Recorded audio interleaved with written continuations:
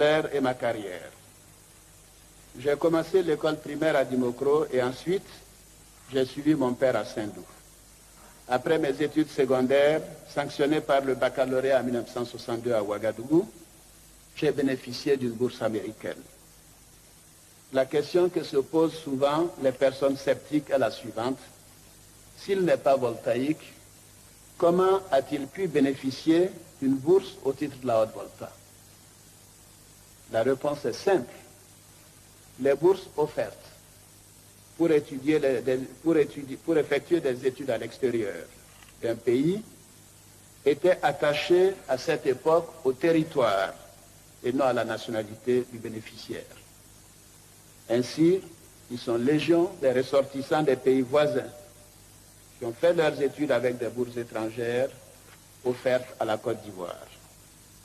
On ne choisit pas forcément dans une classe, ou on ne choisissait pas forcément dans une classe ou dans un établissement scolaire les personnes de la nationalité du pays, mais les meilleurs élèves, même s'ils n'étaient pas des nationaux de ce pays. À leur lieu de destination, c'est-à-dire dans mon cas aux États-Unis, ces élèves sont classés automatiquement dans le contingent du pays de départ. Voici donc comment mon histoire voltaïque a commencé. Beaucoup de personnes qui sont dans une situation similaire sont aujourd'hui établies dans leur pays d'origine, et tel est mon cas. Comme économiste, j'ai commencé ma carrière professionnelle au FMI. Cela a été une expérience enrichissante, puisque j'ai eu l'occasion ainsi de visiter de nombreux pays et de m'enrichir de multiples expériences à travers le monde. J'ai été heureux d'avoir été recruté quelques années plus tard à la BCEAO, dont le siège était alors à Paris, car cela me donnait l'occasion de travailler enfin pour mon pays. C'est à Dakar, dans le cadre d'un accord entre les autorités voltaïques d'alors et le président Houphouët-Boigny, que j'ai été nommé en 1982 vice-gouverneur de la BCEAO, poste normalement dévolu au Burkina Faso. Le président Houphouët avait certainement ses raisons. Mais dès que le président Sankara eut accédé au pouvoir à Haute-Volta, il exigea que je sois remplacé par un Burkinabé, ce qui a été fait. Dans l'exercice de mes fonctions à la BCEAO, un passeport diplomatique m'a été délivré par la Haute-Volta. Tout le monde sait que le passeport diplomatique n'est pas une pièce d'identité. Il peut être délivré par un État souverain à des étrangers dans l'exercice d'une fonction.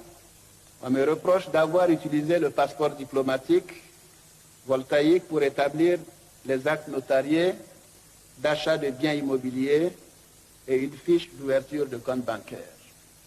Demandez à n'importe quel juriste. Il vous expliquera que ces actes sont de nature purement commerciale et n'ont donc pas pour effet d'établir une nationalité. Et c'est cela la vérité. C'est le lieu de préciser que tout en étant détenteur d'un passeport diplomatique de la Haute-Volta, jamais je n'ai travaillé dans la fonction publique burkinabé, jamais je n'ai travaillé dans le secteur privé en Haute-Volta. Et cela peut être vérifié pour quelqu'un qu'on traite de burkinabé. Pour compléter cette présentation, j'ai occupé les fonctions de directeur Afrique du Fonds monétaire international de 1984 à 1988. Mon retour dans cette institution s'est fait après consultation, non pas des autorités burkinabées en 1984, mais du président Félix Houphouët-Boigny, que j'étais allé voir à sa résidence à Masran en septembre 1984. Il était heureux donc de cela et il a demandé au ministre Aké Siméon de me faire établir un passeport diplomatique compte tenu de l'importance de cette fonction. Et voici également ce passeport diplomatique.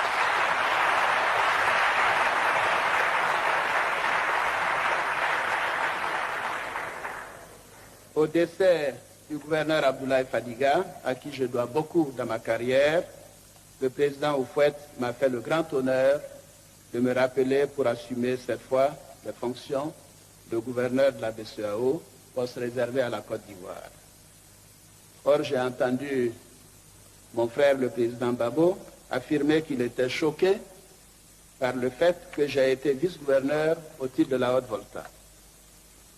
Loin de moi toute idée de polémique, mais il sait mieux que quiconque que la BCEAO est une institution sous-régionale qui appartient à 8 États d'Afrique de l'Ouest, à savoir le Bénin, le Burkina, la Côte d'Ivoire, la Guinée-Bissau, le Mali, le Sénégal et le Togo. Je n'ai pas été gouverneur de la Banque centrale du Burkina Faso. Ceci n'existe pas. J'ai été gouverneur de la BCEAO. Qui mieux que le Burkina Faso a autorité de dire qui est ou non son ressortissant? Le président Blaise Compaoré l'a précisé dans une correspondance que j'ai versée dans mon dossier de candidature au présidentiel d'octobre 2000, puisqu'il fallait le faire compte tenu des dispositions dans le code de la Constitution qui a précédé la Constitution de la Deuxième République. De plus, il y a un autre fait qui me paraît important, parce que avant de me nommer au poste de directeur général adjoint au Fonds monétaire international, M. Michel Kansu, qui en était le directeur général à cette période, a pris soin de consulter le chef de l'État ivoirien, le président Henri Konan Bédié, et non pas le chef d'État burkinabé. Et pourtant, je suis rejeté hors des frontières de mon pays et refusé par les autres. Donc je suis apatride. Pouvez-vous imaginer ce que l'on ressent dans ce cas?